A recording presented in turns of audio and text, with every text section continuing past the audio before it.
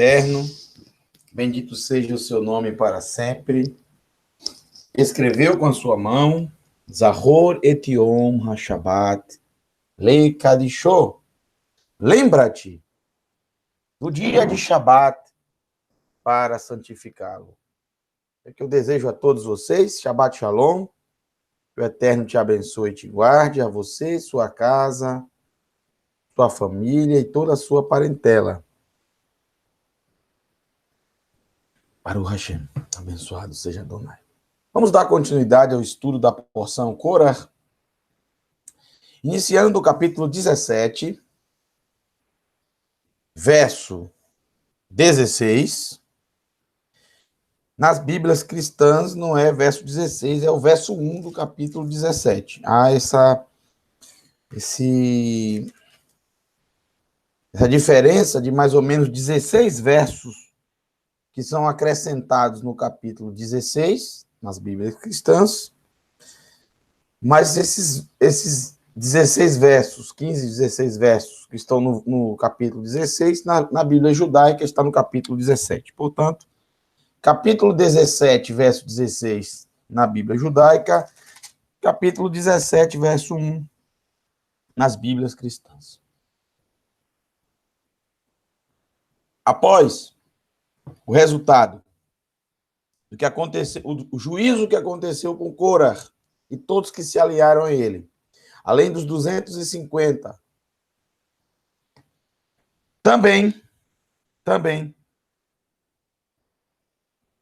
toda a casa e toda a família e todos aqueles que estiveram com esses homens que se revoltaram, que se rebelaram contra o Eterno, vem agora o resultado dado pelo Eterno a partir desse verso. Adonai disse a Moshe,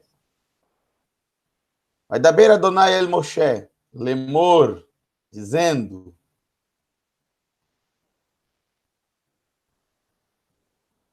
fale ao povo de Israel e recolha deles varas, cajados. O interessante é que a palavra tribo em hebraico, maté, é exatamente a mesma palavra para cajado. Tá? A palavra hebraica para tribo, maté, é a mesma palavra para cajado, ou vara. Uma por tribo ancestral. Ou seja, quantas tribos ancestrais existem? 12. Yosef é uma tribo ancestral. Efraim e Menashe, Efraim e Manassés, eles não são tribos ancestrais. Eles são as tribos que receberam a herança, quando a herança foi dividida. Então, se está falando de 12 tribos ancestrais, isso quer dizer que não vai contar Efraim e Menashe, vai contar apenas um como Yosef. Escreva o nome de cada homem em sua vara. Escreva o nome de cada homem em sua vara. Cada um que representa aquela tribo. E escreva o nome de Aaron no cajado de Levi. Ou seja, dentro de Levi, o que disputará, o que irá concorrer ao cargo de sumo sacerdote é Aaron. Mas o Eterno irá abrir para todas as tribos. Pois cada líder de tribo deverá possuir uma vara. Então, o Eterno está dizendo, eu vou reunir todas as tribos e eu vou revelar quem é o escolhido como sumo sacerdote. Coloque-as na tenda do encontro, o Hel Moed, a tenda do encontro, diante do testemunho. Qual testemunho? A Aron Haedut, a arca do testemunho. Mas não é a Aron Haedut, a arca do testemunho, que é o testemunho. A arca do testemunho, Haedut. Qual é o testemunho? As tábuas da Torá, as tábuas da Torá que estão dentro da arca. Não existem ainda a vara de Aarón e não existe ainda o man. A única coisa que está nesse momento dentro da arca são as tábuas escritas pelo dedo do Eterno. É por isso que chama a tenda do testemunho, é por isso que fala diante do testemunho, é por isso que fala diante da arca do testemunho. O testemunho são as 10 palavras que o Eterno falou no Monte Sinai e depois escreveu em 2 tábuas de pedra. Isso tem que ficar bem claro. Coloque-as, Baruch Hashem, diante do testemunho, onde eu me encontro com você. A vara do homem que eu escolher brotará. Desse modo, darei fim às reclamações do povo de Israel contra vocês. Desse modo, ninguém mais vai reclamar. Aharon é o sumo sacerdote porque é irmão de Moshe. E, obviamente, não foi o Eterno que o escolheu, foi o próprio Moshe. Moshe falou ao povo de Israel e todos os líderes lhe deram suas varas. Uma por líder, de acordo com as tribos de seus ancestrais. 12 varas. A vara de Aarón estava entre a vara deles. Não foram 13 varas, foram 12. Obviamente que Yosef foi contado, e não Yosef contado 2 vezes, quando se faz a partilha das tribos, a partilha da terra prometida, fazendo Yosef ter dupla herança, excluindo Levi dessa contagem. Não é aqui o caso. A vara de Aarón estava entre as varas deles. Moshe colocou as varas diante de Adonai, na tenda do testemunho. No dia seguinte, Moshe foi à tenda do testemunho e viu que a vara de Aarón, da casa de Levi, Baruch Hashem, havia brotado, mas dela não haviam brotado apenas flores, mas também amêndoas maduras. Shaked em hebraico. Shaked é a primeira a florescer em Eretz Israel. É o símbolo da prioridade. Primeiro lugar, é a primeira a florescer em Israel. A shaked, a amêndoa. Não havia só flores, mas também amêndoas maduras. Isso quer dizer que a vara de Aarón foi feita, foi construída, foi idealizada, construída a partir da amendoeira. Tiraram um galho de amendoeira, esse galho secou, esse pedaço de madeira secou, e pela falta de contato com a árvore, através da seiva, ela foi morrendo, secando, morrendo, e aí atingiu o objetivo de se tornar uma vara, um cajado. Esse cajado de Aharon é um cajado muito famoso, um simples pedaço de pau, mas muito famoso porque, na verdade, não é o cajado de Aharon. Esse cajado, na verdade, ele era de Moshe, que entregou a Aarón por ordem do próprio Eterno. Esse é o famoso cajado que nos mostra como o Eterno ele nos usa exatamente com aquilo que está ao nosso dispor, por mais simples que seja. Mas ele não exige nada além daquilo que está ao nosso dispor. É maravilhoso. Em Shemot, Êxodo, capítulo 4, por exemplo, aqui inicia a história desse cajado, que veio lá da região de Midian, aonde Moshe morava, após ter fugido do Egito, quando tinha 40 anos. Agora ele tem 80. Não sabemos quanto tempo ele tinha esse cajado. Mas o verso 2 inicia da seguinte maneira: Adonai lhe respondeu, e respondeu com uma pergunta: o que é isso em sua mão? E ele disse: um cajado, uma vara. Adonai ordenou: lance-a no solo. E ele a lançou ao solo, e ela se transformou em uma serpente, e Moshe afastou-se dela. Em seguida, Adonai disse a Moshe: estenda a mão e pegue-a pela cauda. Ele a pegou com a mão e segurou-a, e ela se transformou em uma vara em sua mão. Essa é a primeira participação. O verso 17 diz o seguinte: o Eterno falando para Moshe: tome agora essa vara em sua mão, pois precisará dela para realizar os sinais. Quem poderia imaginar que um simples pedaço de madeira teria tamanho significado?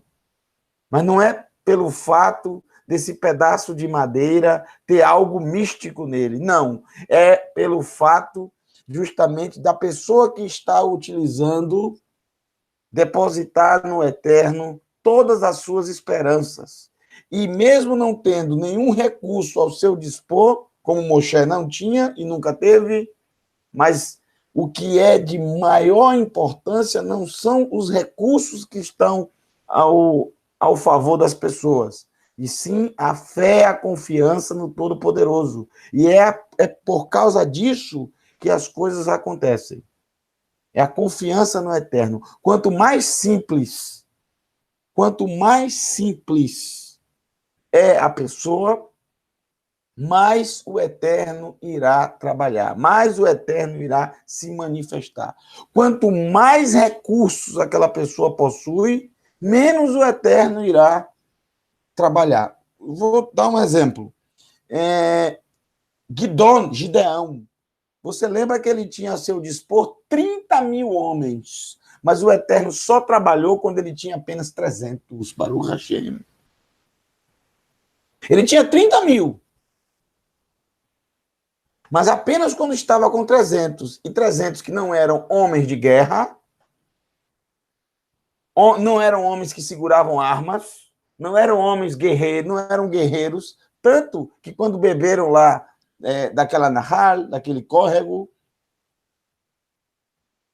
eles tinham as mãos livres para pegar a água e levar até a boca. Diferente dos guerreiros que estavam com as suas espadas e as suas lanças na mão, as suas armas de guerra nas mãos, e não soltaram as armas mesmo enquanto bebiam água. Por isso beberam água como um cachorro, se abaixando e lambendo a água. Os outros não tinham nada nas mãos, eram voluntários. Estavam ali apenas para ajudar.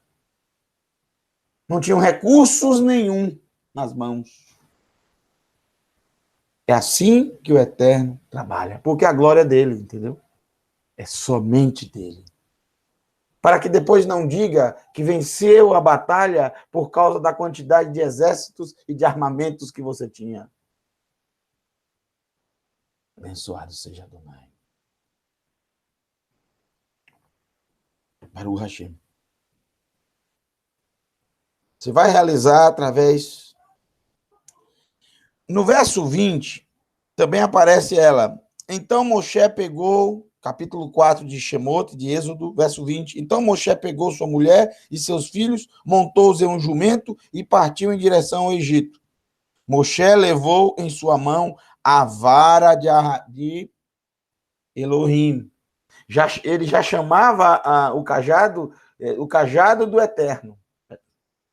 Passou a chamar o cajado do Eterno. Depois, no capítulo 7, verso 9, e olha como aparece essa vara, hein? No capítulo 7, verso 9 ao verso 10, quando o faraó disser a vocês, realizem um milagre, fale a Arão para pegar a vara e lançá-la diante do faraó, para que ela se transforme em uma serpente. E acontece a mesma coisa que aconteceu no capítulo 4, quando a própria vara se transformou em uma serpente.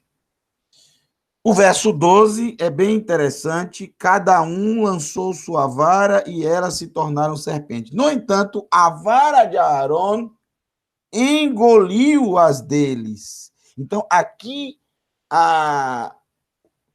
é a primeira vez que esse cajado, que antes era o cajado de Moshe, depois passou a ser o cajado do Eterno e agora é o cajado de Aarón. Na verdade, esse cajado não tem um dono específico. Ele é como um servo, que qualquer um pode utilizá-lo. Isso é maravilhoso. Depois vem o capítulo 7, verso 15, quando diz: vá ao faraó de manhã, quando ele vai à água, fique à margem do rio para confrontá-lo. Tem em sua mão o cajado que foi transformado em serpente, e diga-lhe: Adonai, o Elohim dos Hebreus, enviou-me até você para dizer: deixe meu povo ir, para que eles me adorem, me sirvam no deserto. No entanto, até o momento você não tem me dado ouvidos. Por isso, Adonai diz: isso fará você saber que eu sou Adonai. Pegarei o cajado da minha mão e ferirei a água do rio, e ela se transformará em sangue. Só que não foi Moshe que estendeu o cajado. Novamente, o cajado foi passado para Aarón, porque Moshe não poderia amaldiçoar as águas do Nilo. Porque as águas do Nilo, no passado, quando ele datava de 2 anos, 3 anos, algo assim, era praticamente recém-nascido, essas águas o levaram até a princesa do Egito. Então, algo que o abençoou não pode ser amaldiçoado. Algo que te abençoou, você não pode amaldiçoar. Então, foi passado para Aarón. Aarón pegou a vara novamente, estendeu a mão sobre as águas do Egito, sobre os seus canais, tanques e todos os seus reservatórios, e eles se transformaram em sangue. Maravilhoso. É o verso 19. Agora, o capítulo 8, verso 1. E nas Bíblias cristãs, o verso 5. Adonai disse a Moshe: diga a Aarón, estenda a mão com a sua vara sobre os rios, canais e tanques e faça rãs subirem da terra do Egito. Novamente, esse cajado. Depois, o capítulo 8, verso 16. Adonai disse a Moshe: fale a Aarón, estenda a vara e fira o pó do solo, e ele se transformará em piolhos por toda a terra do Egito. O pó que estava na frente do palácio, a areia que estava na frente do palácio do faraó.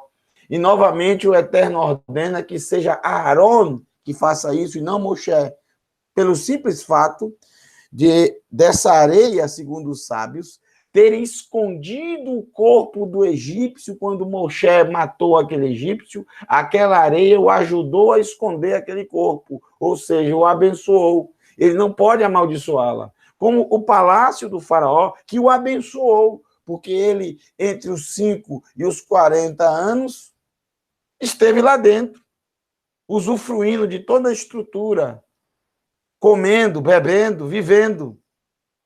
Então, algo que o abençoou, você não pode amaldiçoar. Então, não foi Moshe também que lançou a vara, né, diante do faraó no palácio e transformou a vara numa serpente, que é um símbolo de maldição. Tudo aquilo que nos abençoa, jamais poderemos amaldiçoar.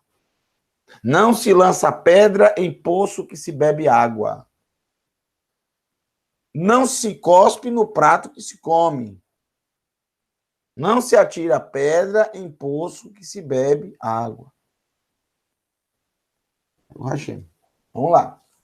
Mas, tem mais algum texto dessa famosa vara? Tem mais texto.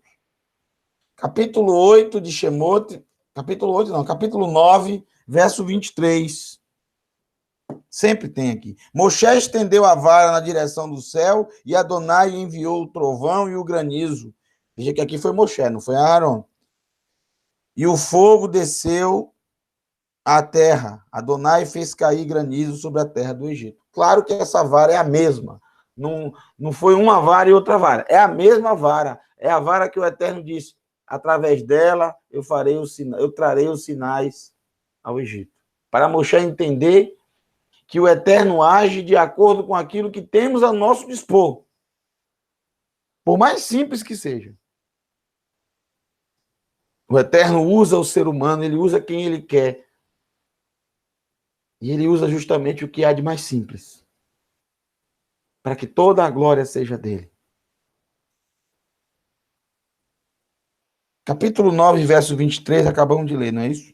Agora capítulo 10, verso 13. Novamente essa vara aparece. Moshe estendeu a mão com a sua vara sobre a terra do Egito e Adonai fez um vento oriental soprar sobre a terra durante todo o dia e noite. E pela manhã, o vento oriental trouxe gafanhotos. No capítulo 14, agora. No capítulo 14, verso 16. Levante a vara, estenda a mão para o mar e divida-o em dois. A vara também vai aparecer no capítulo 17, verso 5. Adonai respondeu a Moshe: vá à frente do povo e leve com você os líderes de Israel. Tenha a vara em sua mão, aquela que você usou para ferir o rio. Só que não foi Moshe que feriu o rio, foi Aaron. E vá, eu estarei à sua frente sobre a rocha lá no Horeb. Horeb é o Monte Sinai. Você deve bater na rocha e sairá água dela, para que o povo beba. No capítulo 17, verso 9, acredito que seja a concretização disso. Não, já é outro... É tanta coisa que acontece nesse capítulo 17, já é outra situação. É quando Amaleque ataca Israel em Refidim. Moshe disse a Yehoshua: escolha homens para nós, saiam e lutem contra Amaleque. Amanhã eu ficarei em pé no cume da colina com a vara de Elohim em minha mão. Essa famosa vara que passou por tantas situações, esse simples pedaço de madeira retirada de uma amendoeira, seja lá onde ela estava, essa amendoeira, ninguém sabe onde estava. Talvez Moshe soubesse quando ele fez, ou ele já encontrou essa vara feita lá pelo seu sogro, uma simples amendoeira. Quem poderia imaginar que se transformaria em algo tão significativo? Essa vara agora está nas mãos de Aaron. E ela foi enterrada. Interessante. Enterre todas as varas. Qual o símbolo de enterrar a vara? É justamente o símbolo da morte. Que quando morre, somos pó e ao pó retornamos, ou seja, vamos para debaixo da terra. E a vara é um símbolo justamente da morte da planta. Porque uma vara é uma planta morta, um pedaço da planta morta. Ela morreu porque ela não tem mais o fôlego de vida, a seiva, a vida. Não tem mais nela, não. Já não foi retirada dela, porque ela foi retirada de onde ela veio, ela foi retirada da sua planta, ou seja, ela não mais respira.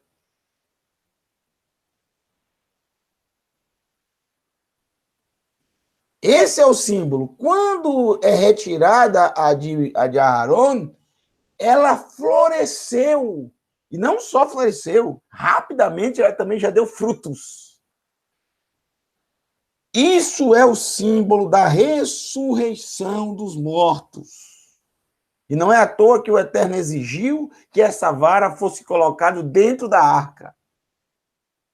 Para que um dos motivos é para que servisse de sinal, para que servisse de testemunho, por isso que o nome é Arca do Testemunho, para que servisse de testemunho para toda a humanidade.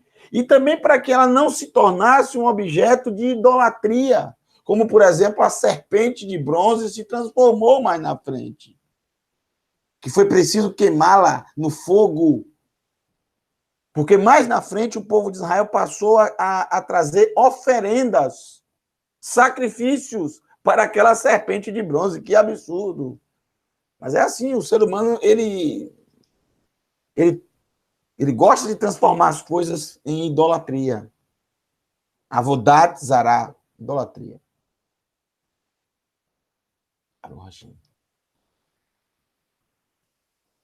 Isso explica claramente a ressurreição dos mortos.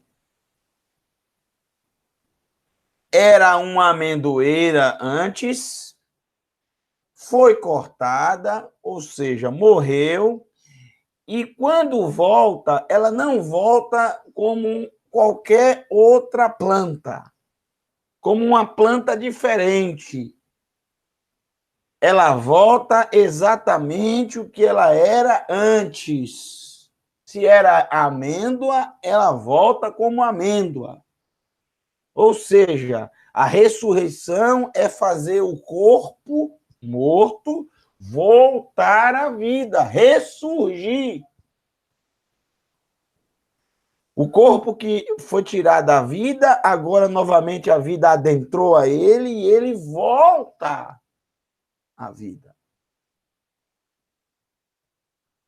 Todas as pessoas que morreram voltarão à vida, mas não voltarão como uma outra pessoa, como um outro ser. Não, voltarão exatamente ao que eram antes. Muitos serão condenados e voltarão apenas para o julgamento e ouvir a sentença. Mas outros, como essa amendoeira, viverão para sempre, para o Hashem. E estarão na arca, ou seja, estarão no testemunho do Eterno, o mundo vindouro. As outras varas, veja, a maioria, 12 varas, de 12 varas, apenas uma voltou à vida. Isso já é um indicativo de que muitos são chamados, mas poucos são selecionados, disse Yeshua. Muitos são chamados, mas poucos os selecionados.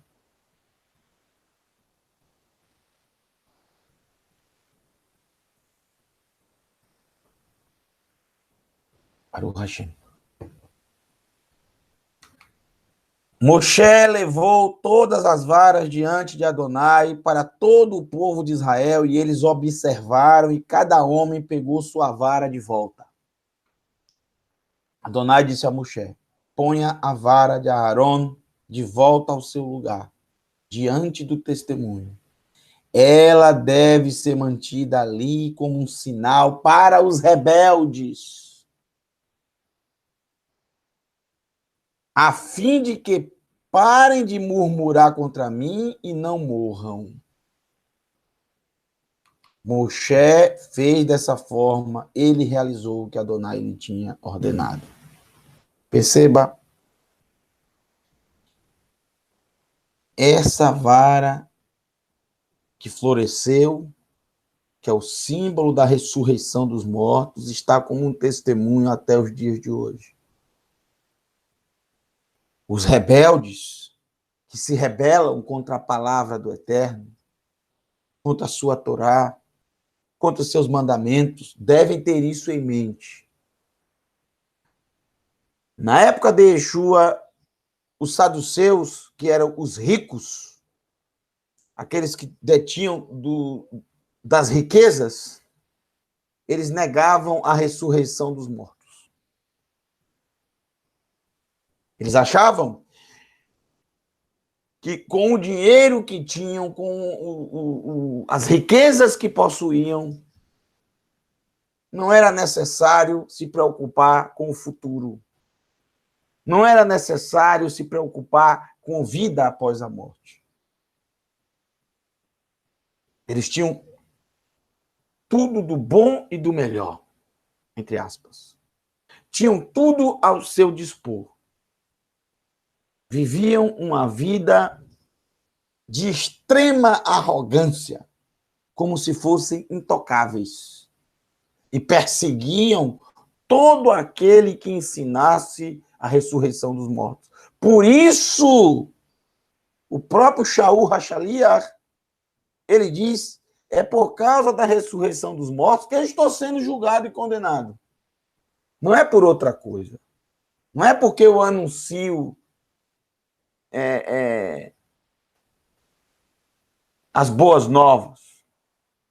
É porque eu anuncio Yeshua que ressurgiu dos mortos. E vocês não conseguem digerir essa ideia, que um homem voltou à vida. Está vivo. Essa vara, para nós, é o testemunho. Não só a vara que floresceu, como as 2 tábuas da Torá escritas pelo dedo do Eterno, e como também a vasilha, mais tarde foi colocada, a vasilha com o man, que um dia você vai poder ver. Ah, mas eu queria muito ver o man. As pessoas que viveram na época que todo dia colhiam o man, não queriam mais ver o man, como eles mesmos dizem. Não aguentamos mais olhar para ele. Nós que nunca vimos, como queríamos que um dia caísse e pudéssemos ir e colher. Não seria uma maravilha? Não se preocupe, um dia você vai ver, porque o Eterno fez com que fosse guardado essa vasilha como testemunho. Isso é maravilhoso. São 3 significados dentro da arca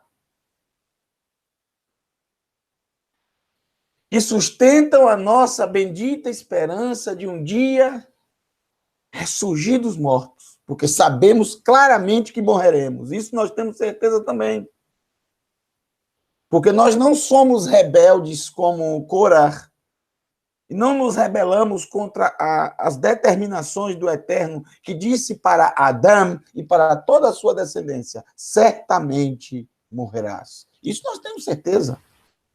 É o destino natural de toda a humanidade, como a própria Paraxá falou nessa manhã. É o destino natural comum a toda a humanidade. Mas a nossa bendita esperança é que iremos ressurgir dos mortos. Para o Hashem. Shaul Hachalia disse, essa é a minha esperança. É por isso que eu mantenho É por isso que eu mantenho a minha mente limpa, tanto em relação ao eterno, como em relação ao próximo. Essa é a nossa esperança também, para o Hashem. Os 2 querubim que estão na tampa da arca, que é a proteção, a capará, a cobertura, a proteção da arca, que fecha a arca, que, na verdade, o mais importante não é a arca, é o que está dentro dela. Eles que é a representação dos 2 que estão fechando o Gan Éden, que o Eterno colocou para fechar o Gan Éden, o Jardim do Éden. Para que o ser humano não tenha acesso à árvore da vida. Fechado, não terminado. Eles estão olhando para dentro da arca. O Eterno ordenou que fosse feito dessa maneira. As suas asas estão se tocando e eles estão olhando para baixo, para dentro da arca. Ou seja, eles estão dando a indicação para o ser humano. Olhem o que está dentro da arca. É dessa forma que vocês poderão entrar novamente no Gan Éden. Uma delas é a ressurreição dos mortos. Não tem como entrar sem morrer e voltar à vida. Não adianta querer imaginar que por algum motivo conseguiremos chegar ao Gan Éden sem antes passar pela morte. Não tem como. É impossível. Está ordenado a todo ser humano morrer. Todo.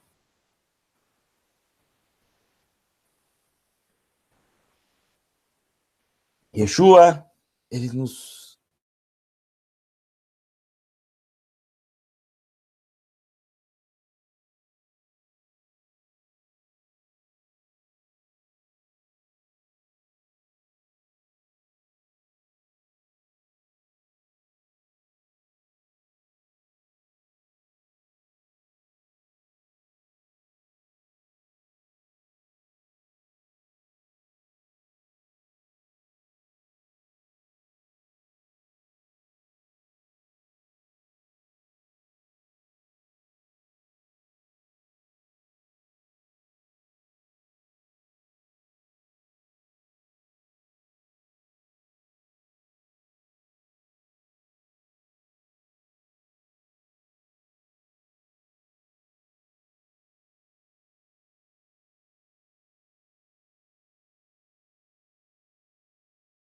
Eterno usa o que há de mais simples.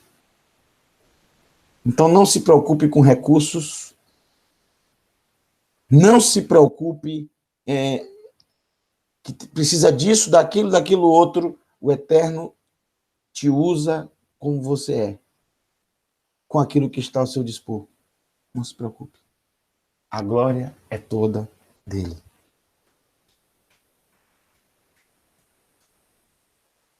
Então, nessa tarde, nós vamos dar continuidade falando sobre Aharon.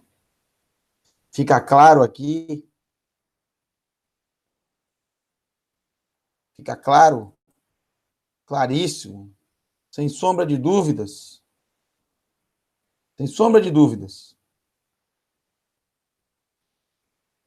que o Eterno escolheu Aharon. Sem sombra de dúvidas, fica claro que o Eterno escolheu Aharon. E não só o Eterno repete,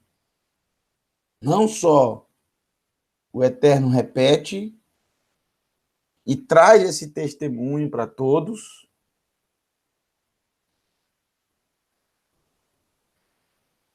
e deixa claro que ninguém pode jamais tentar mudar o que ele estabeleceu. Essa vara de Aharon está dentro da arca e ficou sempre dentro da arca como testemunho. Isso quer dizer o quê? Não há como mudar. A escolha do Eterno é Aharon e ponto final. Qualquer Corá que se levantar a partir de agora terá o mesmo final do próprio Corá.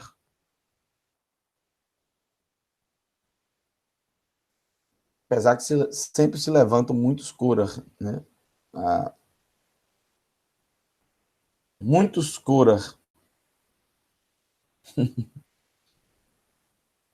Vocês estão comentando aí que deu um problema na internet, né? Não sei se deu, não sei se vocês entenderam o que eu falei, não sei se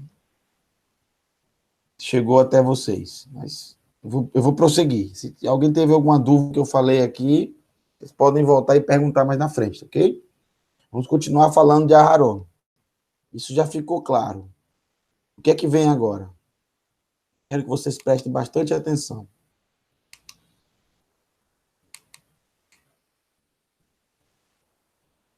Só repetindo. Um simples pedaço de madeira, e é até bom que se alguém não entendeu, um simples pedaço de madeira que não daríamos nada por ele, mas que no fim ressuscitou, floresceu e frutificou. Assim também é a nossa vida. Muitos não nos consideram, não somos contados, não somos considerados, mas o Eterno opera naqueles mais humildes. A vara de Aharon está dentro da arca do testemunho para os rebeldes, os desobedientes, os arrogantes, os orgulhosos, os ímpios. Haverá a ressurreição dos mortos. Para eles, isso é uma péssima notícia, porque ressuscitarão para a morte. Para nós, é a bendita esperança. Adonai fez uma aliança eterna com a casa de Aharon. O sacerdócio pertence à casa de Aharon para sempre.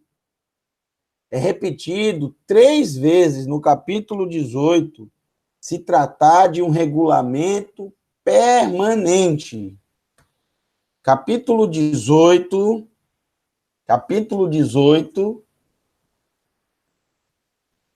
regulamento, 3 vezes aparece, regulamento permanente. Nenhuma outra família poderá exercer o sacerdócio. Esse testemunho está na arca do testemunho, a vara de Aharon. todo aquele que não considerar, todo o ser humano que não considerar esse testemunho é rebelde e sofrerá as punições de Adonai. Muito bem. Eu quero utilizar esse tempo para tratar desse assunto que é muito... as pessoas perguntam muito sobre isso.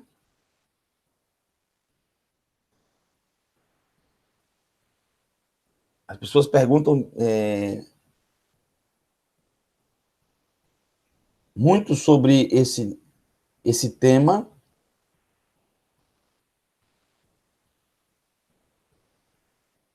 que é a 10ª parte, ou, se você quiser chamar, dízimo. Então, aproveitar que a porção está tratando disso aqui, quero esclarecer mais uma vez. Existem muitos vídeos no nosso canal sobre isso. Nós não temos como objetivo, o objetivo da Techuvá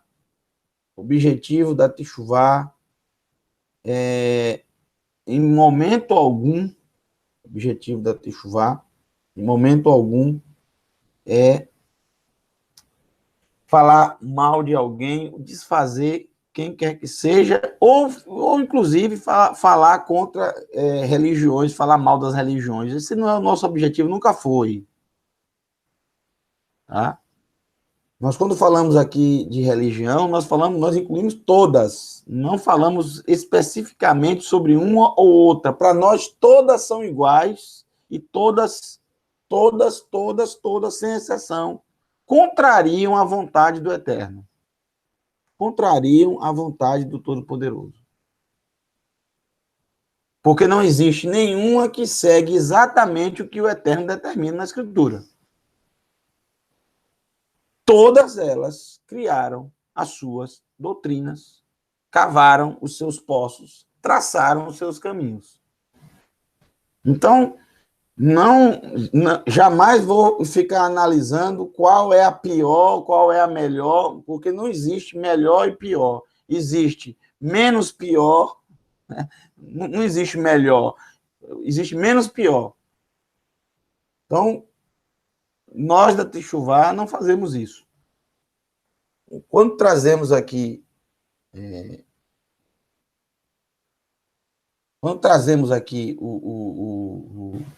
esses estudos, não é para desfazer de ninguém, quem quer que seja. Gênesis está falando, lá em Shemot, Sefer, o livro de Shemot, capítulo 7, verso 9, no final tem a palavra Tanim. E a palavra Nahash quer dizer serpente. A palavra Tanim quer dizer crocodilo. Né? Crocodilo. Inclusive, é o primeiro animal descrito nas escrituras sagradas. Você sabe que o primeiro animal a aparecer nas escrituras é o tanim, o crocodilo, que sempre foi, para os povos antigos, um sinal, um animal místico. E por isso o Eterno inicia logo falando sobre ele, para que fosse tirado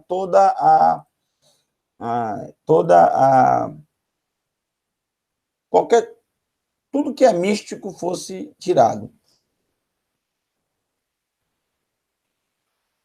Vamos ver. Capítulo 7, verso 9.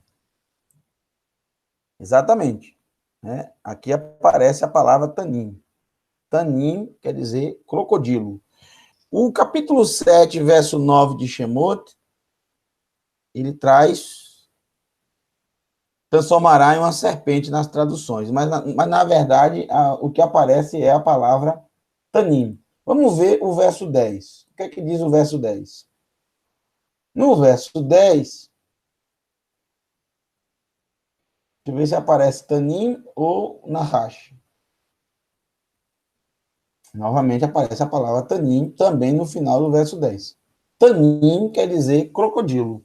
Né? Obrigado, Gênesis. Eu nunca tinha me atentado para isso. Tá? Primeira vez que eu vejo isso aqui. Muito, muito interessante que você trouxe aí. Então, se transformou em um animal que as pessoas têm medo, né? Tanto a serpente como principalmente no Egito, o que as pessoas tinham mais medo no Egito era justamente os crocodilos no Nilo, né? Tanim quer dizer crocodilo. Muito bem. Capítulo 18, verso 19. Interessante o que você colocou aí. Capítulo 18, verso 19. Que aprende todo dia, tá vendo? Maravilha. Meu. Vamos lá. Capítulo 18, verso 19. Não é de Shemote, não, viu? É de Bamidbar. É porque eu estou aqui em Shemote, já ia ler aqui Shemote 18, é a Paraxá Itrô. Não. Capítulo 18 de Bamidbar, verso 19. Quero que vocês prestem bastante atenção no que está escrito aqui. Olha só. Todas as contribuições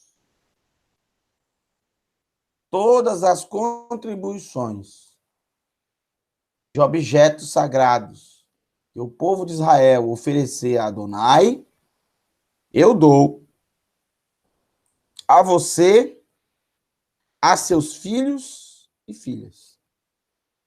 Está falando para Aharon, viu? Este é um regulamento perpétuo. Perpétuo. Uma aliança de sal. Esse termo aliança de sal, Brit Melach, já foi utilizada anteriormente no livro de Vaikra, tratando-se da Torá. É como a Torá, uma aliança de sal, é algo que nunca terminará. Eterna, Leolam, para sempre, diante de Adonai para você e seus descendentes. Adonai disse a Aharon, prestem bastante atenção no verso 20. Não tenha herança ou porção na terra deles. Não está falando para os Liviim, para os levitas, que os levitas já estava decretado que não seriam dividida a terra para eles. Eles já sabiam disso. Isso também inclui a Aaron e os seus descendentes. Mas o Eterno está ordenando a Aaron e aos seus descendentes não tenham herança ou porção na terra deles. Ou seja, mesmo que eles cheguem para vocês e digam, estou doando para vocês aqui, eu tenho uma terra aqui, ela é mais do que eu preciso, e eu senti no coração de dar para vocês, Aaron e os seus filhos. Não aceitem. Não tenham. Não possuam. Não possuam bens. Vocês não devem ter bens algum. Vocês não devem ter nenhum jumento. Nada, absolutamente nada. Eu quero ser sacerdote. As pessoas Cora queria ser sacerdote. Como Cora poderia ser sacerdote com tanta riqueza? Me diga como. É totalmente incompatível. Riquezas, dinheiro não pode fazer parte do sacerdócio. Qualquer pilar de Nimrod não pode estar no meio das coisas do Eterno. Isso é uma ordem para os filhos de Aaron que não foi cumprida ao longo da história, dentro da própria casa de Aaron. Muitos sacerdotes no futuro, descendentes de Aaron, enriqueceram. Está escrito no livro de Reis, Segunda Reis, no livro de Crônicas, no livro dos profetas, Yeshayahu, principalmente Irmiyahu e principalmente Malachi. Se você vê nos escritos nazarenos, Os sumos sacerdotes da época eram riquíssimos. Todos saduceus, riquíssimos. Eles aboliram os turnos que existiam, os 24 turnos criados para que todas as famílias dos descendentes dos filhos de Aarão pudessem servir ao Eterno. Eram muitos sacerdotes, milhares deles. Então, deveria ter sorteios e turnos dentro das famílias. Eles aboliram isso e eles eram os únicos que podiam, na época já da morte de Yeshua, Anás e Caifá. Caifá era o genro de Anás. Anás. Eram os únicos que poderiam presidir e enriqueceram. A casa deles, as mansões que eles possuíam em Jerusalém, hoje está, inclusive, a amostra disso, para você poder visitar, coisa luxuosa, mais até do que reis. Eles viviam no luxo, eles tinham propriedades. Isso é totalmente incompatível com o que está aqui nas Escrituras. Pessoas pensam que por ser sacerdote ele vai enriquecer. Ele vai ser rico, ele vai ter tudo. Não! Ele não vai ter nada. Não tenham. Mesmo que te ofereçam, não tenham. Porque você viu o que aconteceu com as riquezas de Cora? Aonde ele foi com elas? Para onde ele foi com elas? Eu sou a sua porção e herança em meio ao povo de Israel. Eu, Adonai. Não te deixarei faltar nada, não se preocupe. Por isso o Eterno criou esse mandamento. Dei aos filhos de Levi todo o 10º da produção recolhida em Israel. Lembrando que Aarón nunca usufruiu disso. Por quê? Enquanto Aarón estava com Moshe no deserto, a 10ª parte nunca foi recolhida. Por que nunca foi recolhida? Porque eles ainda não estavam na terra plantando e colhendo. Durante os 40 anos do deserto, não houve em nenhum momento colheita, gente. Não colheram, não plantaram, não colheram. Não teve 10ª parte. Como é que os sacerdotes, então, e levitas comiam? Assim como todo o povo de Israel. O man caía do céu. Eles também participavam disso. Mas quando foram para Eretz Israel, o man cessou, acabou. E eles passaram a comer dos produtos produzidos pela terra. Mas os levitas, eles não poderiam mais, eles não teriam o man caindo do céu, mas teriam uma parte da produção de todos os filhos de Israel, de todas as tribos. A 10ª parte, ou seja, 10% de tudo que produzissem os filhos de Israel, todas as tribos, seria destinada para eles, para que eles pudessem comer, se alimentar, viver. Não poderiam herdar nenhum pedaço de terra.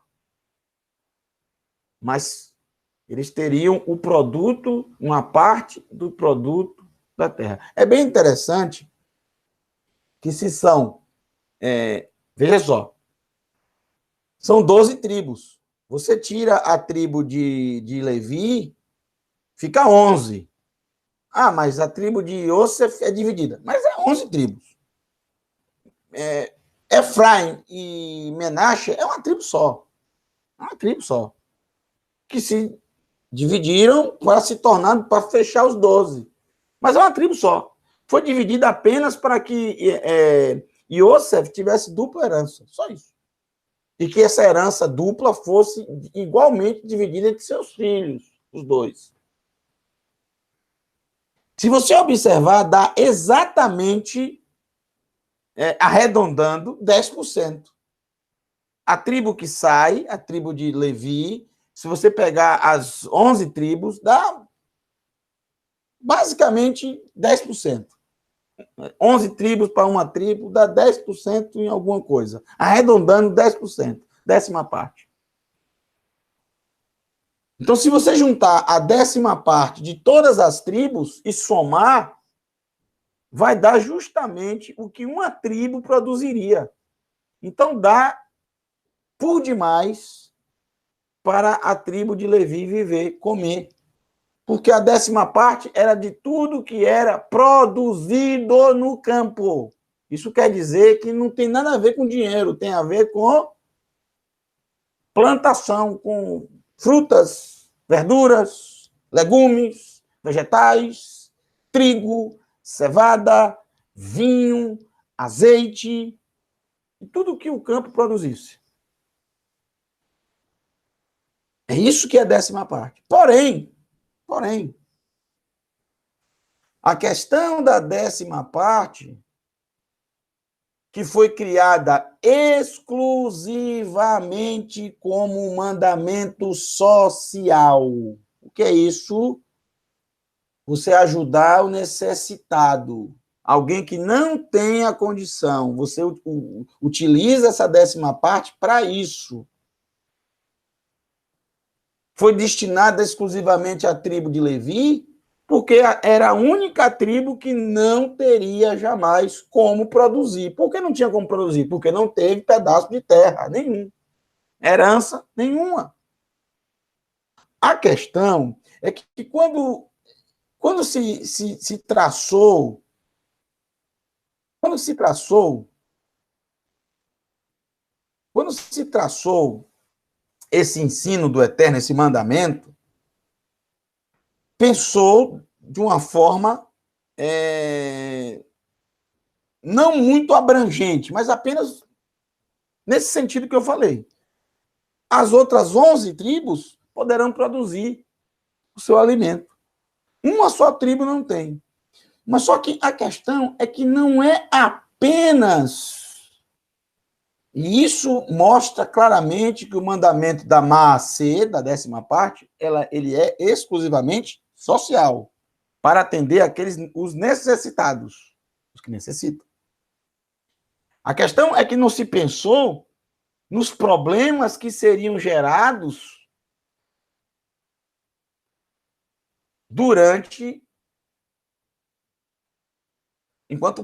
quando o povo estivesse na terra de Eretz Israel, na terra prometida. Mas o próprio Eterno já havia determinado, já havia designado já em vários outros momentos da escritura da Torá, que não é só esse momento que fala da décima parte, mas o Eterno já visualizou tudo o que aconteceria em Eretz Israel, porque tudo foi dado enquanto o povo estava no deserto. Enquanto o povo estava no deserto, nunca cumpriram a décima parte. Também não tinha como cumprir, porque não tinha produção alguma. Mas o Eterno já visualizou que quando ele chegasse em Israel, não seria apenas os levitas, isso inclui também os sacerdotes, que precisariam da décima parte, por não terem herança. O Eterno já viu que também teriam necessitados dentre as próprias tribos. Porque iria ter, por exemplo, algum deles que não teriam herança pelo fato de terem perdido tudo. Tudo. Por algum motivo, ele perdeu tudo que ele tinha. Se transformou em uma pessoa necessitada. O Eterno também visualizou os órfãos. Não tem pai nem mãe. Os pais morreram. Portanto, ele não tem herança. Ele vai herdar de quem? Os pais não deixaram nada. Não há quem tome conta deles. Então, a décima parte também para eles. O Eterno visualizou também a viúva. E a viúva que perdeu o marido, que é quem herda a terra, e não tem filhos. Ou seja, quem irá sustentá-la? Se ela não tem a terra, por não ter mais o marido, quem irá sustentá-la? Como Naomi, por exemplo, vocês se lembram? O livro de Ruth. Então, a viúva também entra. Mas também esqueceram de pensar em outro personagem que também será parte integrante de toda essa cadeia. O Ger, o estrangeiro. Aquele que, claro, é estrangeiro, não tem herança nenhuma, não faz parte do povo, é estrangeiro, mas vive no meio do povo. Está ali, por algum motivo, foi para lá, talvez de passagem, não conseguiu prosseguir na viagem por algum motivo, mas está ali. Não tem herança, não tem moradia, não tem para onde ir, como vai comer? Mas, 10ª parte. Quero que vocês vejam alguns textos, todos eles se referem à 10ª parte. O primeiro está em Bereshit, capítulo 14, do verso 18 ao verso 20. É a primeira vez na Escritura Sagrada que trata-se da 10ª parte. E essa 10ª parte é dita que Abraham ele deu a Malquitzedek, que é um tipo, um homem que aponta para o Mashiach. É um tipo do Mashiach. Eu coloquei entre parênteses Yeshua. O rei que reinará em Jerusalém. E foi justamente em Jerusalém, no Monte Moriá, onde eles se encontraram, como está descrito no livro de Bereshit. Então, a primeira 10ª parte foi cumprida no Monte Moriá, que é o lugar da casa chamada Casa do Tesouro, no Monte Moriá, um lugar escolhido pelo Eterno.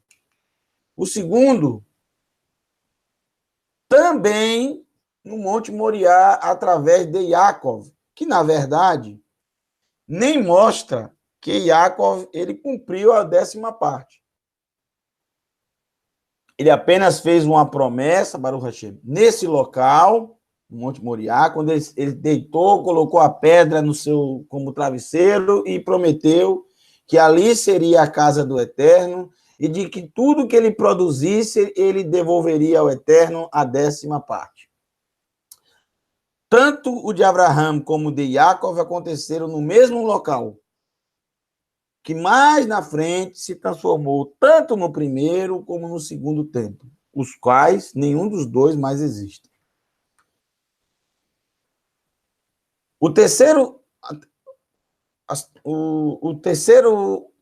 que eu trago para vocês, a terceira vez que aparece, não é a terceira vez que aparece, mas a terceira parte que eu quero ler com vocês é Devarim, capítulo 12, do capítulo 9 ao capítulo 19, do verso 4 ao verso 19, perdão. Devarim, Deuteronômio, capítulo 12, do verso 4 ao verso 19. Devarim, capítulo 14, do verso 22 ao verso 29.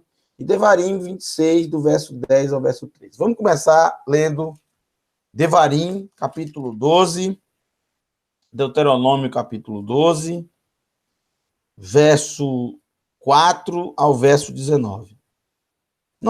Eu não coloquei na ordem porque eu quero trazer tudo que a Torá ensina sobre 10ª parte. Então, eu coloquei Devarim porque traz para nós muitos detalhes que não aparecem em outros textos. Eu quero começar logo com esses detalhes. Capítulo 12, verso 4, Devarim, capítulo 12, verso 4. Vocês, porém, não devem tratar Adonai, seu Elohim, desse modo. Em vez disso, vão ao lugar em que Adonai, seu Elohim, puser seu nome, que Moshe não sabia ainda que lugar era esse. Esse lugar a gente sabe que é o Monte Moriá, que só foi revelado pelo Eterno quando eles tomaram posse da terra. Ele o escolherá dentre todas as suas tribos, e vocês procurarão por esse lugar, onde ele habitará, e se dirigirão para lá. Levem as suas ofertas queimadas, seus sacrifícios, seus décimos, ou seja, as suas décimas partes, as ofertas que derem, as ofertas prometidas, as ofertas voluntárias, tudo isso aqui trata-se de sacrifícios. Sacrifícios. E o primogênito do gado e das ovelhas. Vocês e sua casa comerão ali, na presença de Adonai, seu Elohim, e se alegrarão por tudo o que fizerem, pois Adonai, seu Elohim, os abençoou. Não façam nada da maneira que fazemos aqui hoje, onde cada um faz o que lhe parece melhor. Aqui não dá para a gente fazer isso agora no deserto, porque vocês não estão produzindo nada, vocês não estão plantando, não estão colhendo. Quando chegarem lá, vocês precisarão se lembrar que a tribo de Levi não terá herança. Então, vocês irão sempre levar as décimas partes para o lugar que o Eterno escolheu. Esse lugar, inclusive, o Eterno já tinha revelado a Abraham Avinu, quando ele levou seu filho Isaac justamente para o Monte Moriá. Agora, capítulo 14, verso 22. Apesar que o Eterno não tinha dito nada ainda que aquele seria o lugar escolhido. Isso só vem após. Para o Hashem. O povo tomar posse. Agora, Deuteronômio, capítulo 14. Prestem bastante atenção nesse texto. Devarim, capítulo 14, verso 22. Devarim, capítulo 14, verso 22. Todo ano, ou seja, uma vez por ano, tomem um décimo, a décima parte. Lembrando que a colheita é 2 vezes por ano em Eretz Israel. 2 vezes. 2 vezes. Antes um pouco da festa de Shavuot e um pouco antes da festa de Sukkot. Antes um pouco da festa de Shavuot e antes um pouco da festa de Sukkot. São as 2 colheitas. Mas aqui não fala 2 vezes, fala uma. Todo ano, tomem, peguem um décimo de todos os produtos crescidos no campo e o comam na presença de Adonai, seu Elohim. O comam. No lugar que ele escolher para fazer o seu nome residir. Comam a décima parte dos grãos, do vinho novo, do azeite de oliva, o primogênito do gado e do rebanho, para aprenderem a temer Adonai, seu Elohim, para sempre. No entanto, se a distância for grande demais para vocês e forem incapazes de fazer o transporte, pois o lugar escolhido por Adonai para depositar seu nome é muito distante de vocês, então, quando Adonai, seu Elohim, os fizer prosperar, convertam o décimo dos produtos em dinheiro, levem o dinheiro com vocês, dirijam-se ao lugar escolhido por Adonai e troquem o dinheiro pelo que desejarem. Não é para levar o dinheiro, não. É para trocar o dinheiro, porque como você não tem condições de levar a décima parte de tudo que foi produzido no campo, é muita coisa para você levar e é distante, converta tudo em dinheiro e chega lá, o dinheiro é convertido novamente em produtos. Em comida, em bebida. Boi, ovelha, vinho, outras bebidas inebriantes ou qualquer outra coisa que quiserem e comam ali. Comida, comam, comida. Comam ali na presença de Adonai, seu Elohim, e alegrem-se vocês e sua casa. No entanto, veja que a Torá está dizendo que a própria pessoa usufrui também da 10ª parte, né, de tudo que foi produzido uma vez no ano. Tudo que produziu durante todo o ano, uma vez no ano ele junta tudo e ele também usufrui daquela 10ª parte de tudo que produziu durante o ano. Mas ele não deve se esquecer o Levi, verso 27. Não negligenciem o Levi, o descendente de Levi, que está com vocês, pois ele não tem parte ou herança como a sua. Você produziu, sei lá, 1.000 litros de azeite de oliva durante o ano, 1.000 litros. 100 litros você deve separar. Você tem 900 litros durante o ano para fazer tudo o que você desejar. Mas esse 100 deve ser levado ao lugar escolhido. E dentre esses 100, só dei um exemplo de um produto, são muitos outros. Dentro desses 100, vocês irão usufruir também dele, mas não deve se esquecer do Levi, porque ele não tem herança como a sua. E também tem um detalhe no verso 28. A cada 3 anos, levem a 10ª parte de sua produção do ano e reservem-na em suas cidades. Então, o Levi, por não ter parte ou herança como a de vocês, também o estrangeiro, o órfão e a viúva que vivem em suas cidades, virá, comerá e ficará satisfeito, para que Adonai, seu Elohim, os abençoe em tudo que suas mãos produzirem. Então, a cada 3 anos, esses produtos não serão levados. Né? O período de Shemitah são 7 anos. Existe um ano que não se produz nada, que é a Shemitah, o 7º ano. Então, no primeiro, o 2º ano, o 4º, o 5º e o 6º ano. Primeiro, 2º, 4º, 5º e 6º. Primeiro, 2º, 4º, 5º e 6º. São 5 anos dentro do período da Shemitah que tudo será levado para o lugar escolhido. No 3º ano, não. O 3º ano deverá, segundo aqui o ensino, o 3º ano não deverá ser levado para lá, para o lugar escolhido. Deverá ser deixado na sua própria cidade, para que toda a 10ª parte de todo o ano que foi produzido seja destinada ao Levi que estiver por lá, ao estrangeiro, que não tem herança nenhuma, à viúva, ao órfão, todas aquelas partes que nós falamos, que também precisam do alimento por não terem herança. Isso mostra claramente que a 10ª parte ela é extremamente social. Então você pode perguntar, mas não existe mais o Beit HaMikdash, o templo. Obviamente não existe mais a casa do tesouro. Claro.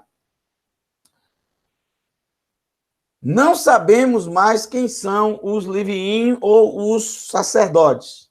É verdade. Não tem como identificar, isso só o Eterno fará. Por mais que hoje existam, inclusive, pessoas que afirmem claramente serem descendentes de Aharon, serem descendentes sanguíneos de Aharon, o que é perfeitamente aceitável isso, mas não há a estrutura do sacerdócio, porque não há o Beit HaMikdash. Isso o Eterno irá realizar dentro da cidade que ele fará descer do céu. Ele dirá quem serão os sacerdotes, quem serão da tribo de Yehuda, quem serão da tribo... Maravilha. Então, se não tem o Beit HaMikdash, se não sabemos quem são os Leviim, quem são os verdadeiros descendentes de Levi, quem são os descendentes de Aharon, então esse mandamento eu não preciso cumprir nos dias de hoje, porque eu estou impossibilitado de cumprir. Isso não é verdade. Porque ainda existem órfãos, ainda existem viúvas necessitadas, ainda existem pessoas pobres necessitadas. Pessoas que não possuem herança alguma. Ou seja, não possuem meios de sobreviver. Essas pessoas continuam existindo. Os órfãos continuam existindo. Os estrangeiros continuam existindo. Lembrando que, em todos os casos, trata-se de pessoas, mesmo que exista um órfão hoje, olha, ele é órfão, ele não tem nem pai nem mãe, mas ele cresceu, ele foi abençoado por uma família ter cuidado dele, ter criado ele ter estudado, e hoje ele é uma pessoa bem-sucedida. Mas ele é um órfão. O pai e a mãe dele morreu, mas ele é bem-sucedido hoje. Não, essa pessoa não entra Quando fala do órfão, está falando de uma pessoa que realmente ele não tem quem o ajude.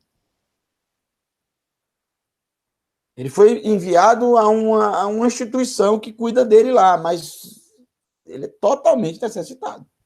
Quando fala da viúva, é daquela que realmente não tem sustento. Não é aquela que envenenou a comida do marido para ficar com toda a herança. Ou, que não envenenou, mas que o marido morreu. E ela ficou com uma herança absurda. Ela é rica, ela tem condições. Os filhos estão aí, ela tem condições. Não é dessa viúva que se trata. É aquela que não tem herança alguma. Então, a 10ª parte, você pode cumprir hoje? Claro que pode. Sem dúvida. Agora, o que eu quero dizer para vocês, antes de ler os outros textos, que muita gente pergunta, mas vem cá, quando a pessoa dá o dinheiro numa instituição religiosa, seja ela qual for, não está cumprindo a 10ª parte? Não. Ah, mas os líderes daquela instituição necessitam de dinheiro para sobreviver, necessitam ter que pagar as despesas. Gente, isso não tem nada a ver com a Escritura Sagrada. Isso é outra coisa. Não tem nada a ver com a Escritura Sagrada. Não tem nada a ver com esse mandamento aqui. É um mandamento social. Não tem nada a ver com instituição religiosa. Você sabe que eles utilizam da Escritura Sagrada para o seu bel prazer. Nós vimos isso hoje através de Korah. Utilizam a estrutura da Escritura para se beneficiar dela. Não estou dizendo, no entanto, para todos que estão me ouvindo, vou dizer que você faz parte de uma instituição religiosa. Que é errado, que é um pecado você ajudar qualquer instituição que seja. Não estou falando isso aqui. Eu só estou dizendo que você enviar dinheiro para a instituição religiosa, qualquer que seja, não está cumprindo a 10ª parte. Por favor. Uma coisa é uma coisa, outra coisa é outra coisa. Se você faz parte de um grupo religioso que sabe que precisa pagar as despesas ali do lugar, não há problema nenhum nisso, não há erro nenhum nisso. Você, ok, tem que fazer mesmo, tem que ajudar mesmo. Pô, tem que pagar as despesas, tem que... Né? Você não faz parte lá da sua instituição religiosa? Nós não estamos criticando nada disso aí. Não estou criticando nada. O que eu estou dizendo é que não se pode utilizar esse mandamento aqui como uma desculpa para arrecadar dinheiro do povo. Descaradamente, em alguns casos até. Em outros casos, a gente vê que realmente... Mas em alguns casos, trata-se de instituições religiosas riquíssimas, que têm até canais de televisão, mas continuam usufruindo do que a Escritura instituiu para os necessitados. E os necessitados continuam aí e praticamente nenhum é ajudado com esse dinheiro que é levado para lá. Eles se dizem os próprios sacerdotes, que é uma das prerrogativas para receber a 10ª parte, mas nenhum deles é. Então, o que eu estou dizendo é, esse mandamento não tem nada a ver com instituição religiosa nenhuma, qualquer uma, de qualquer segmento religioso. Não é. Se você pegar seu dinheiro e enviar para qualquer... Dinheiro, alimento, qualquer coisa. Tanto que a 10ª parte você vê que é estritamente em relação a alimento. Alimento, roupa, ou qualquer coisa que as pessoas necessitem. Não tem problema. Mas não é dinheiro, não. São produtos para a pessoa comer.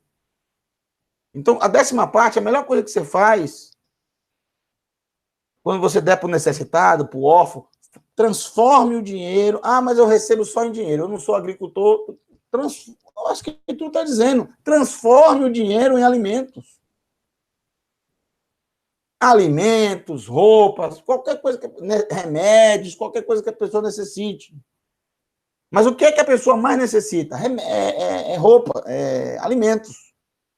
O que é que a pessoa mais necessita? Qual é a primeira necessidade do ser humano? Comer. Comer e beber. Não é que você não pode transformar a 10ª parte em remédios, em roupas e dar aqueles... Claro que pode. Fralda, seja lá o que for. Mas a primeira necessidade do ser humano é comer e beber. Não tem nada a ver com instituição religiosa isso aqui. Por favor.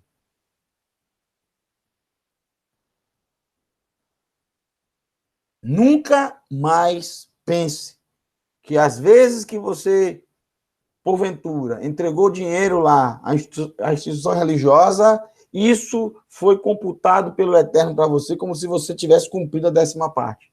Mas em todas as vezes que você ajudou o pobre, o necessitado, o órfão, a viúva, o estrangeiro, seja lá que parte dessa for, isso sim foi computado pelo Eterno. Talvez você tenha feito isso muitas vezes na sua vida, sem imaginar que estava cumprindo esse mandamento. Mas talvez todas as vezes que você pensou que cumpria esse mandamento, você na verdade não cumpria coisíssima nenhuma.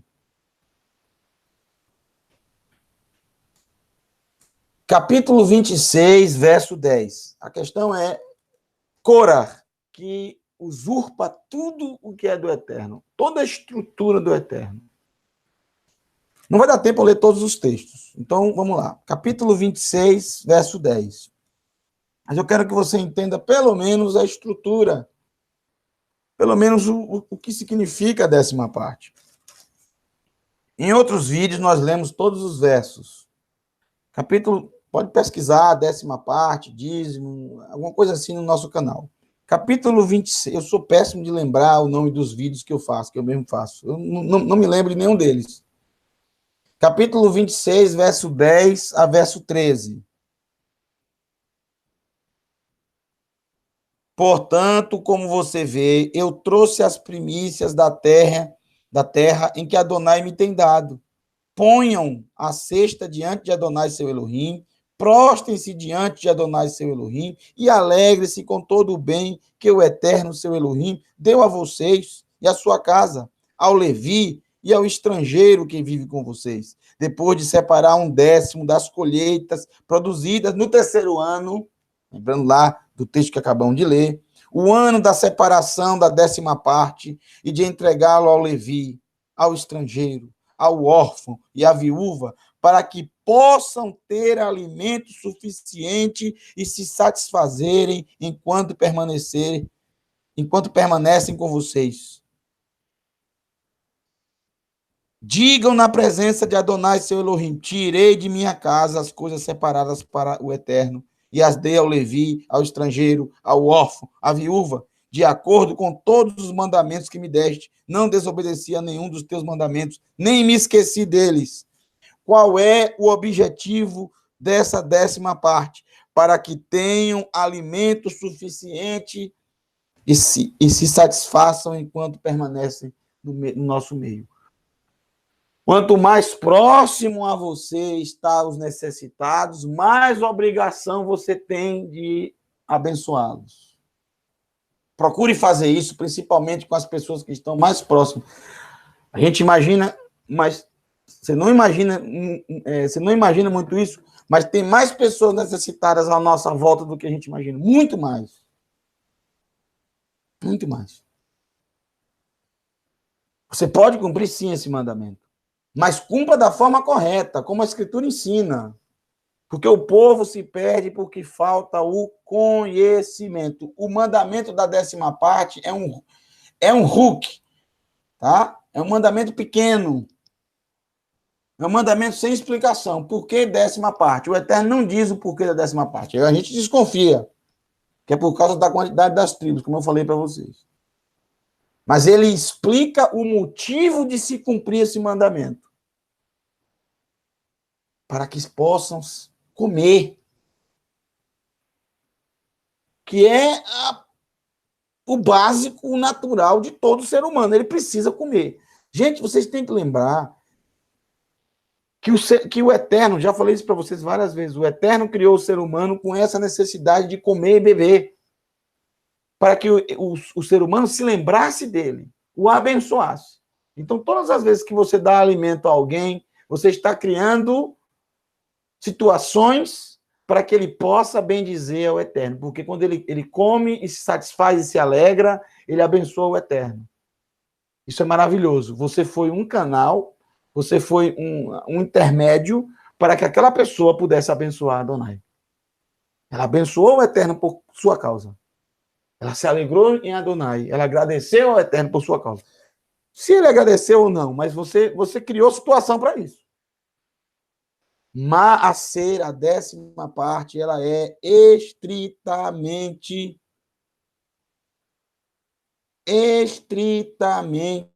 social. A 10ª parte é estritamente social. Desde para o sumo sacerdote, que como lemos, vou ler novamente, para a gente terminar. Vou ler novamente esse texto, tá bom? Vamos ler novamente. Todas as contribuições de objetos sagrados que o povo de Israel oferecer a Adonai, dou a você e a seus filhos e filhas. Este é um regulamento perpétuo, uma aliança de sal. Você entende o motivo de várias pessoas ao longo da história quererem se transformar em sumos sacerdotes, em sacerdotes do Eterno? Só que eles se esquecem desse texto aqui, que eu gosto muito de frisar.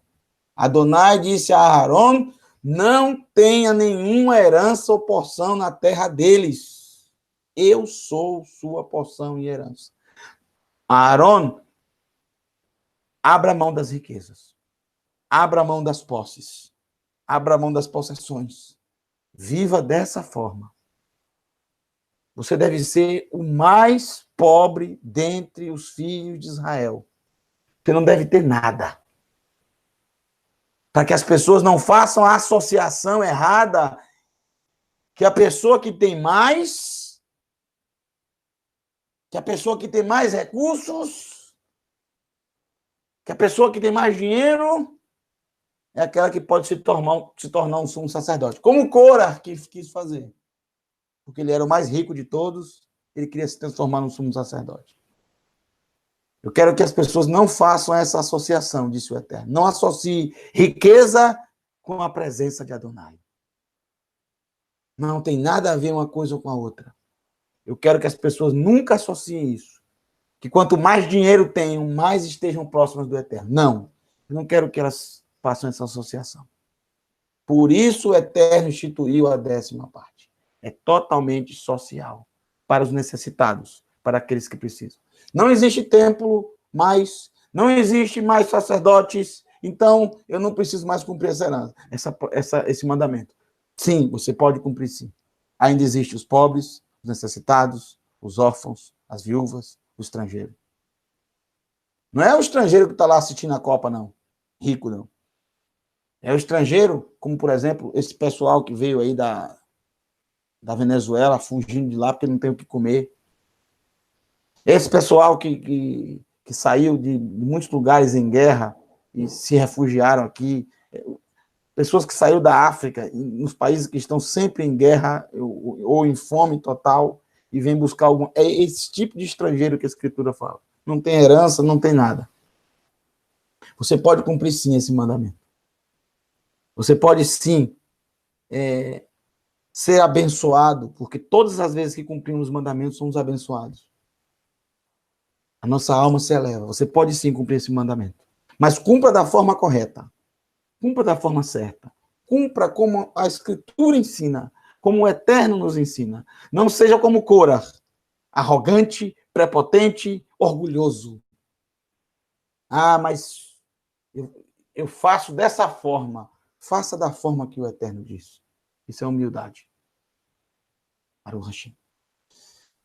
Vamos recitar Birkat Kohanim. Abençoado seja o Eterno. Baruch Hashem. Yevarechecha Adonai veishmerecha. Yair Adonai panav elecha vichuneka. Isa Adonai panav elecha veyasem lecha shalom.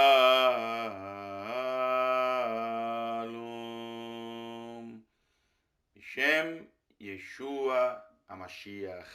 Em nome de Yeshua HaMashiach. Amém. Elohim Melech Neeman. Elohim é rei fiel. Estamos aqui em Israel, viemos pela caravana Teshuvah e viemos conhecer um pouco desse país que tem muitas histórias que faz que a gente possa refletir sobre as nossas vidas, né? E, através do Moré Felipe, que em hebraico é professor, podemos aprender mais da história, a história real, o que realmente aconteceu, né? E entender as escrituras. Porque como estamos, quando não conhecemos o local, às vezes lemos e não entendemos. Mas aqui conseguimos compreender. Onde estamos mesmo aqui foi a tumba, onde foi enterrado Yeshua. E é emocionante você conhecer o local que ele ficou e que ele ressuscitou. E quero fazer um convite para quem tiver sentindo o coração de vir aqui, que venha. Porque É seguro o lugar? Você achou seguro? O local é fantástico. Segurança, alimentação dos hotéis, a hospedagem que é ótima. As pessoas sabem, como é que eu posso falar, receber, né? Recebem muito bem a gente. E eu quero convidar todos que possam vir aqui e conhecer. Shalom, Haverim. Nós estamos em Jerusalém. Estamos no Cardo. Cardo é a rua principal criada pelos romanos em todas as cidades que os romanos se estabeleciam. Isso nós vamos encontrar em várias cidades aqui em Israel. Vocês estão vendo essas colunas aqui, 2000 anos atrás.